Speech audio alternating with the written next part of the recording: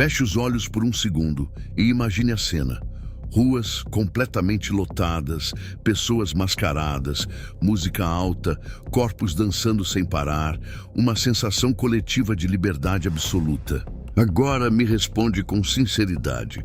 Você realmente acredita que tudo isso nasceu apenas para divertir?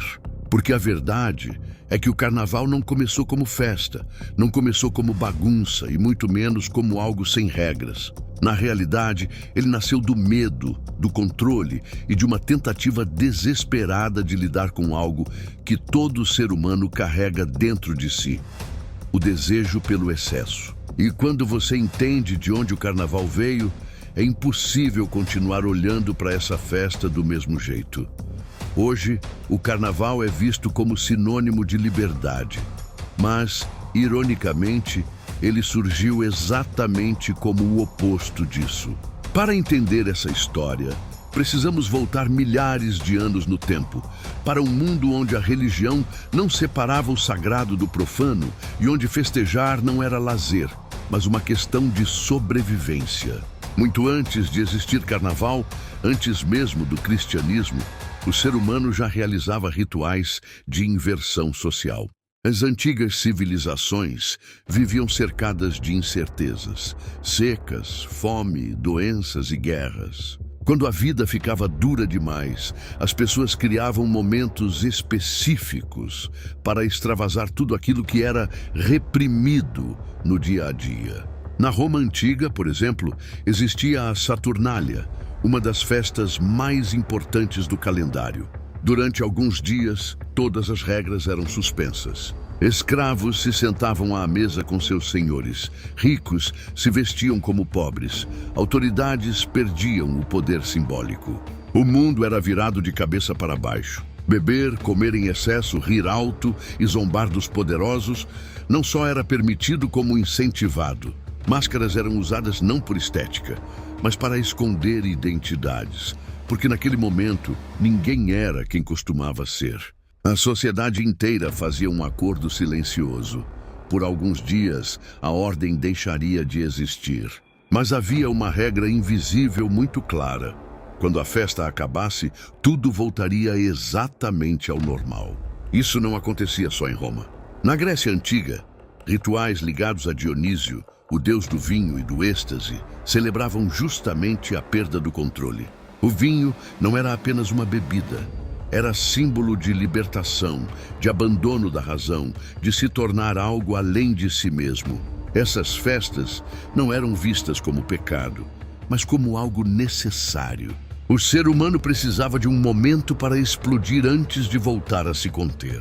Séculos depois, o mundo muda profundamente com a expansão do cristianismo. A nova fé começa a organizar a vida das pessoas em torno de regras morais rígidas. Comer demais vira pecado, beber demais vira pecado, desejar demais vira pecado. O corpo passa a ser vigiado, controlado e disciplinado. Mas existe um problema que nenhuma instituição consegue apagar. Ninguém deixa de desejar só porque foi proibido. E a Igreja Católica percebe isso com muita clareza. Ela entende que, se tentasse apagar completamente esses rituais antigos, o povo iria resistir. Então, em vez de destruir, ela faz algo muito mais inteligente: adapta. Surge então a Quaresma, um período de 40 dias de jejum, penitência e reflexão antes da Páscoa. Durante esse tempo, carne era proibida, festas eram proibidas, excessos eram proibidos. Mas pense comigo, se você sabe que vai passar 40 dias se privando, o que você faz antes? Você se despede dos prazeres. É exatamente desse raciocínio que nasce o conceito que dá origem ao nome carnaval. Do latim carnivale, que significa adeus à carne.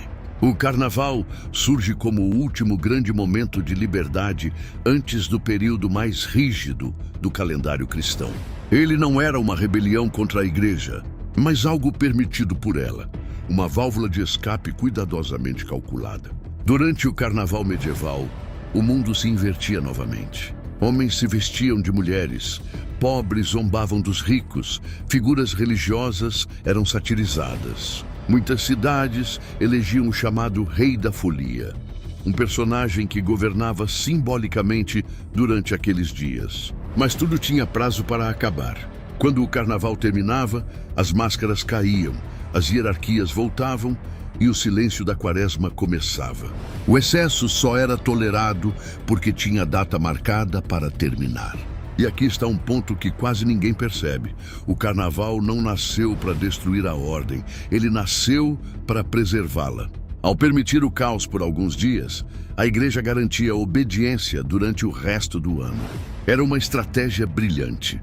Com o tempo, o carnaval se espalha pela Europa e ganha novas formas. Em cidades como Veneza, as máscaras passam a esconder classe social, gênero e status. Todos se tornavam iguais atrás de um rosto falso. E isso criava algo poderoso e perigoso ao mesmo tempo, porque quando ninguém sabe quem você é, você se permite fazer coisas que jamais faria de rosto descoberto.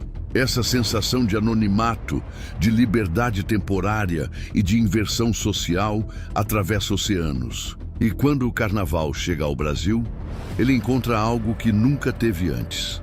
Mistura cultural intensa, desigualdade extrema e um povo que aprendeu a resistir sorrindo. A festa religiosa começa, aos poucos, a perder o controle de quem a criou. O que antes era permitido começa a ser apropriado.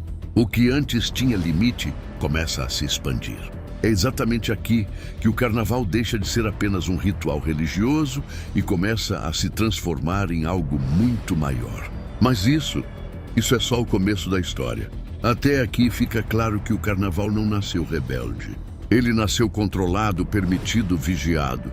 Mas a partir do momento em que essa festa atravessa o oceano e chega ao Brasil, a história começa a escapar completamente das mãos de quem a criou. Porque aqui, o carnaval encontra algo que nunca teve na Europa. Um povo miscigenado, profundamente desigual, criativo e com uma necessidade urgente de se expressar. É nesse ponto que o carnaval deixa de ser apenas um antes da quaresma e passa a ser linguagem, identidade e, pouco a pouco, poder. O carnaval chega ao Brasil ainda no período colonial, trazido pelos portugueses, e no começo ele se manifesta por meio do chamado entrudo, uma brincadeira caótica e violenta, em que as pessoas jogavam água, ovos, farinha e até restos de comida umas nas outras. A elite detestava, a igreja apenas tolerava, mas o povo amava, porque ali existia algo raro, um dia em que ninguém mandava em ninguém. Só que o entrudo rapidamente passa a incomodar demais. Era sujo, perigoso e imprevisível. Então, mais uma vez, as autoridades tentam fazer o que a igreja já havia feito séculos antes: controlar sem proibir completamente. Enquanto a elite tentava reproduzir o carnaval europeu com bailes fechados, máscaras refinadas e regras rígidas, o povo criava o seu próprio carnaval. Um carnaval de rua, de quintal, de cortiço. É nesse ambiente que surgem os primeiros blocos, as marchinhas e, principalmente, o samba. E é importante entender que o samba não nasce como música de festa. Ele nasce como resistência. Uma mistura de ritmos africanos, vivências negras, dor, ironia e alegria coexistindo ao mesmo tempo. Durante muito tempo, o samba foi perseguido, criminalizado e associado à marginalidade. Mas o carnaval precisava de um som e o samba precisava de um palco. Quando esses dois caminhos se cruzam, nasce algo que muda para sempre a identidade cultural do Brasil. A partir do século XX, o carnaval brasileiro começa a ganhar uma forma única. Ele deixa de ser apenas uma válvula de escape e passa a contar histórias. As fantasias deixam de ser apenas enfeite e ganham significado. Os desfiles ganham enredo, o corpo passa a ser discurso. E algo fundamental acontece nesse processo. O excesso deixa de ser apenas exagero e passa a ser mensagem. É dança, mas também é crítica. É festa, mas também é denúncia. O carnaval se transforma em uma forma de falar aquilo que não podia ser dito durante o resto do ano. E quando algo mobiliza multidões, o poder sempre observa.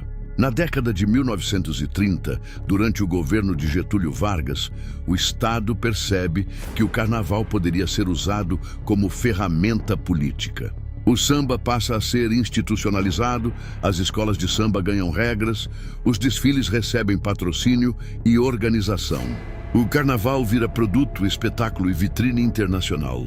Não é coincidência. A festa que nasceu para liberar tensões, agora também serve para unificar narrativas. O Brasil passa a se vender para o mundo como um país alegre, festivo e cordial, mesmo sendo profundamente desigual. Com o tempo, a máscara do carnaval muda. Ela deixa de ser apenas física e passa a ser simbólica. Durante alguns dias, as pessoas se permitem ser quem não são, ou quem não podem ser durante o resto do ano. O tímido vira ousado, o pobre vira rei, o anônimo vira protagonista. Mas essa liberdade tem um preço. Porque quando a liberdade só existe por alguns dias, ela deixa de ser direito e passa a ser exceção. E é assim que chegamos ao carnaval moderno. Hoje muita gente enxerga o carnaval apenas como bebida sem limite, sexo sem responsabilidade e corpos sem freio. Mas isso não surgiu do nada. É o resultado de séculos, associando liberdade a um curto período de permissão, como se o ser humano só pudesse ser livre dentro de um calendário. Quando o limite desaparece, o excesso deixa de ser ritual e passa a ser rotina. E o carnaval então se transforma em um espelho da sociedade. Ele revela tudo aquilo que é reprimido, escondido e desejado, mas raramente admitido. Por isso o carnaval incomoda tanto algumas pessoas e encanta tantas outras. Porque no fundo ele não fala apenas sobre festa. Ele fala sobre controle. Quem pode? Quando pode? Até onde pode? A festa que nasceu para preservar a ordem acabou expondo suas falhas. O ritual criado para conter o excesso mostrou que o excesso nunca desaparece. Ele apenas muda de forma. Talvez o carnaval continue existindo justamente por isso, porque ele lembra a todos nós que não somos feitos apenas de regras, mas também não sobrevivemos sem elas. Então, da próxima vez que você vir um bloco passando, uma fantasia exagerada ou uma rua tomada por gente celebrando, lembre-se de que isso não é só festa. É história, é religião, é política e é psicologia humana. O carnaval não é um erro do sistema. Ele é o próprio sistema tentando lidar com aquilo que nunca conseguiu controlar completamente: o desejo humano pelo excesso. Se esse vídeo te fez enxergar o carnaval de uma forma diferente, deixa o like agora. Isso ajuda demais o canal a continuar trazendo conteúdos assim. Se inscreve para não perder os próximos vídeos, porque tem muito mais história curiosa, profunda e provocadora vindo por aí. A gente se vê no próximo vídeo. Até mais!